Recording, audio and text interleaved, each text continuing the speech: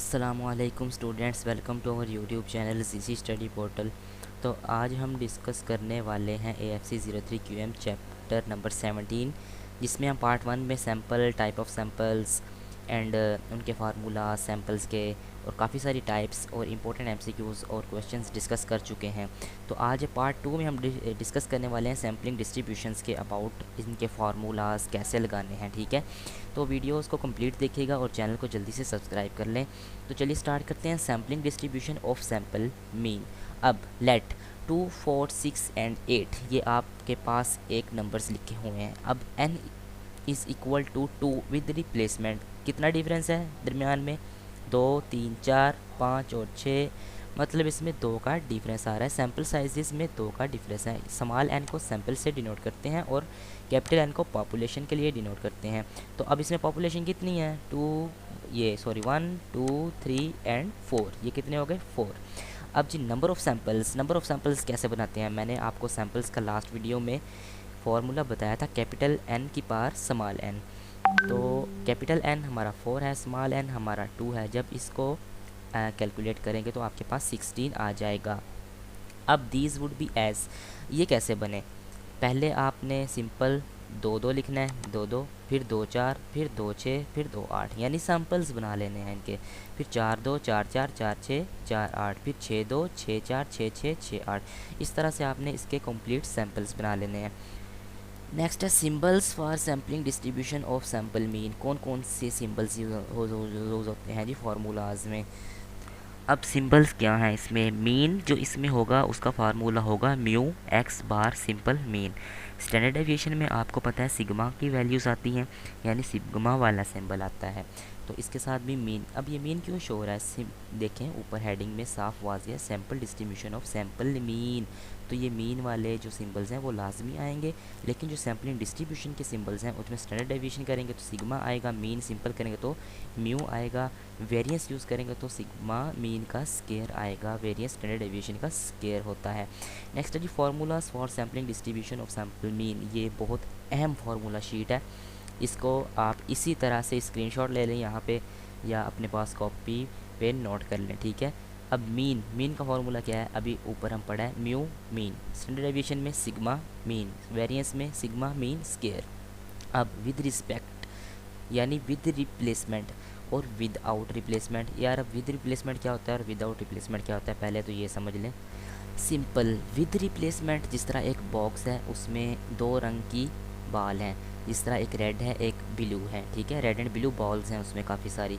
अब आपने एक बॉल निकाल ली, उसका टेस्ट किया यानी उसका एनालाइज किया और फिर वापस अंदर रख दी, यानी दोबारा से रिप्लेस कर दी। इसको कहते हैं विद रिप्लेसमेंट। मैं एक एग्जांपल दे रहा हूँ आपको। और विदाउट रिप्लेसमेंट होता है आपने एक बाल निकाली, उस पर एनालाइज़ किया लेकिन उसको दोबारा अंदर नहीं रखा, फिर दूसरी बाल निकाली, दूसरा सैंपल निकाला, उसको एनालाइज़ किया, अंदर नहीं रखा, तो किसी को भी रिप्लेस नहीं कर रहे, तो ये होती है विदाउट रिप्लेसमेंट। तो अब विद रिप्लेसमेंट में जो हमारा मीन का फॉर्मूला होगा वह सिंपली मीन होगा, यानी मीन ऑफ पॉपुलेशन। ये मीन ऑफ पॉपुलेशन होता है। और विदाउट रिप्लेसमेंट में ये सिंपल मीन होगा। स्टैंडर्ड डेविएशन में ये सिग्मा ओवर एन, यानी एन क्या है? सैंपल का अंडर रूट होगा। और विदाउट रिप्लेसमेंट में सिग्मा ओवर एन का अंडर रूट, फिर अंडर रूट ये total population N minus sample over total population N minus 1 होगा। वेरिएंस में विद रिप्लेसमेंट में सिग्मा स्केयर ओवर एन होगा, अंडर रूट नहीं आएगा क्योंकि अगर यहाँ इसका स्केयर लेंगे तो स्केयर अंडर रूट से कैंसिल हो गया। ठीक है, फिर विदाउट रिप्लेसमेंट में सिंपल यहाँ पे same as that, square sigma वो अंडर रूट से कैंसिल, यहाँ पे भी स्केयर अंडर रूट से कैंसिल क्योंकि वेरिएंस में स्केयर होता है। तो यहाँ पे simple capital N minus small N, यानी पॉपुलेशन का एन और सैंपल, फिर एन माइनस 1 आ जाएगा। अब जी ये N minus N over N minus 1 under root क्या होता है? This factor is called finite population correction, जिसे हम FPC भी बोलते हैं।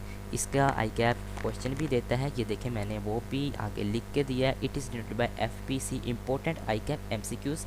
When FPC is equal to 1, जब आपका फिनिट पॉपुलेशन करेक्शन 1 के इक्वल होगा तो क्या होगा? तो उसकी कंडीशंस क्या होंगी? कंडीशन होती हैं तो फिर सैम्पलिंग विद रिप्लेसमेंट होगी। ठीक है, पॉपुलेशन आपकी इन्फिनिट होगी, इन्फिनिटी तक जाएगी, कोई उसकी हद नहीं होगी। सैम्पल साइज़ आपका बिल्कुल छोटा होगा यानी स्मॉल होगा, such as sample size is less than 5% of population size. ठीक है, N less than 5% of population यानी सैम्पल साइज़ 5% से भी कम ऑफ एन, टोटल पॉपुलेशन के सैंपल के 5% से भी कम होगा। ठीक है, नेक्स्ट हम बात करते हैं स्टैंडर्ड एरर, बहुत ही इंपॉर्टेंट टॉपिक है। It is equal to standard deviation. अब standard error is equal to standard deviation, जो स्टैंडर्ड डेविएशन का फार्मूला है वही स्टैंडर्ड एरर होता है यानी sigma mean. It would be given that whether error is given with replacement, ये हर सूरत में निकल आता है चाहे आपका एरर जो है वो विद रिप्लेसमेंट है या विदाउट रिप्लेसमेंट है। विद रिप्लेसमेंट और विदाउट रिप्लेसमेंट के अबाउट मैंने अभी आपको बता दिया।